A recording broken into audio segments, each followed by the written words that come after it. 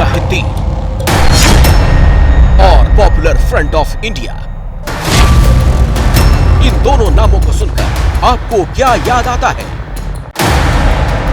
ये वो दो संगठन हैं जिन्हें देश में आतंकी गतिविधियों के नाम आने के बाद बैन किया गया है। इंडियन मुजाहिदीन पर 2010 में, पॉपुलर फ्रंट ऑफ इंडिया पर 2022 में बैन लग चुका है। तो फिर इनकी चर्चा कहां और क्यों हो रही है?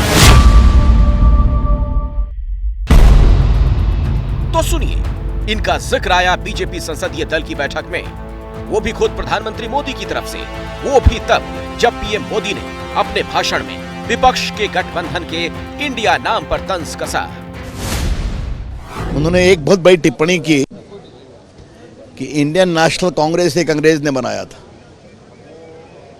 ईस्ट इंडिया कंपनी भी अंग्रेजों ने बनाया था। आजकल लोग इंडियन मुजाहिदीन भी नाम रखते हैं, इंडियन पीपुल्स फ्रंट भी नाम रखते हैं, तो चेहरे पे चेहरे लिखाते हैं, सच्चाई कुछ और है।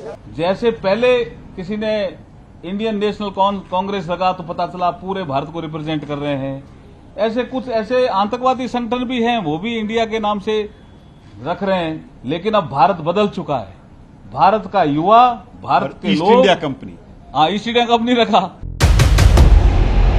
सुना आपने, east India company, Indian Mujahideen, popular front of India, ये सभी नाम हफ्ते भर पहले वजूद में आए 26 विपक्षी दलों के उस गठबंधन के लिए कहे गए जिसका नाम है इंडिया, यानी Indian national developmental inclusive alliance. विपक्षी एकजुटता में लगी कांग्रेस को पीएम मोदी का बयान बहुत नागवार गुजरा है, तो विपक्ष की दूसरी पार्टियां इसे बीजेपी के डर के तौर पर प्रचारित कर रही हैं।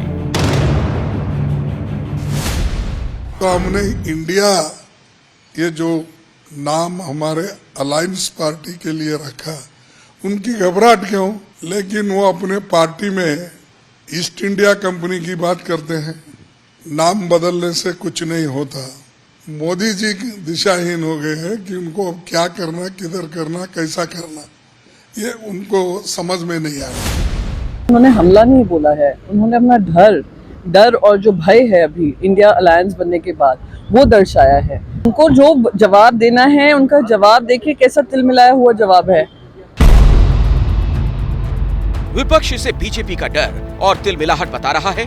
हालांकि प्रधानमंत्री मोदी ने विपक्ष के इंडिया के जवाब में फ्रंट फुट पर खेलकर बीजेपी की लाइन और लेंथ सेट कर दी, लेकिन इससे एक नए पॉलिटिकल बैटल की पृष्ठभूमि तैयार हो गई है।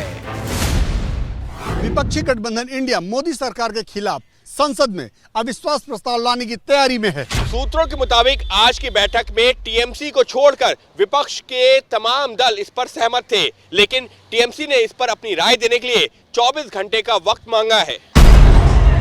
विपक्षी दलों की रणनीति ये है कि अविश्वास प्रस्ताव के बहाने विपक्षी दल विस्तार से मणिपुर के मुद्दे पर सरकार को घेर सकेंगे और पीएम मोदी को चर्चा का जवाब देना होगा। वैसे 5 साल में ये दूसरी बार होगा जब विपक्ष मोदी सरकार के खिलाफ अविश्वास प्रस्ताव लाएगा। तारीख 20 जुलाई 2018, जगह संसद। तब लोकसभा चुनाव से साल भर पहले ही विपक्ष संसद में मोदी सरकार के खिलाफ अविश्वास प्रस्ताव लाया था। तब पीएम मोदी ने 2024 में फिर से अविश्वास प्रस्ताव लाने की चुनौती दी थी।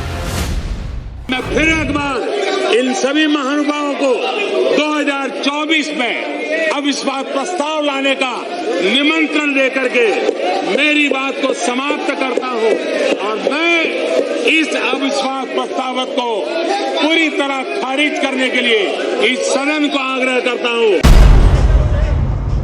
इस बार भी 2024 के लोकसभा चुनाव से साल भर पहले ही मोदी सरकार को विश्वास हासिल करने की चुनौती दी जा रही है। लेकिन सवाल ये, मोदी सरकार पर किसे अविश्वास है? विपक्ष के अविश्वास प्रस्ताव से होगा क्या? इन दोनों सवालों का जवाब पाने के लिए हमें संसद में सरकार और विपक्ष की नंबरों वाली ताकत का हिसाब किताब जानना जरूरी है। लोकसभा में अभी एनडीए के पास 331 सीटें हैं, इंडिया के पास 144 सीटें हैं। अन्य पार्टियां जो कि दोनों खेमों में नहीं हैं, उनके पास 63 सीटें हैं। संख्या बल के हिसाब से तो मोदी सरकार या एनडीए के सामने विपक्ष की चुनौती कहीं टिकती नजर नहीं आ रही। लेकिन इसके बावजूद अगर विपक्षी दलों का गठबंधन इंडिया अविश्वास प्रस्ताव की तैयारी कर रहा है तो इसके मायने क्या हैं?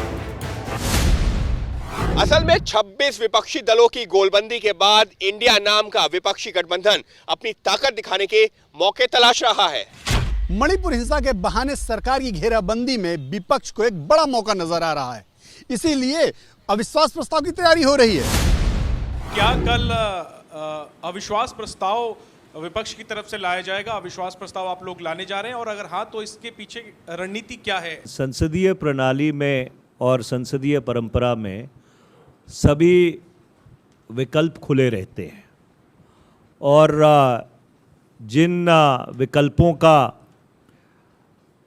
उल्लेख नियमावली में किया गया है वो सारे विकल्प विपक्ष के समक्ष अवेलेबल रहते हैं।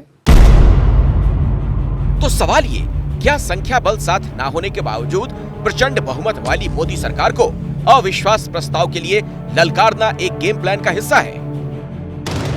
क्या इसका हश्र भी 2018 के अविश्वास प्रस्ताव जैसा ही होगा? और क्या अविश्वास प्रस्ताव 2024 का ट्रेलर साबित होगा?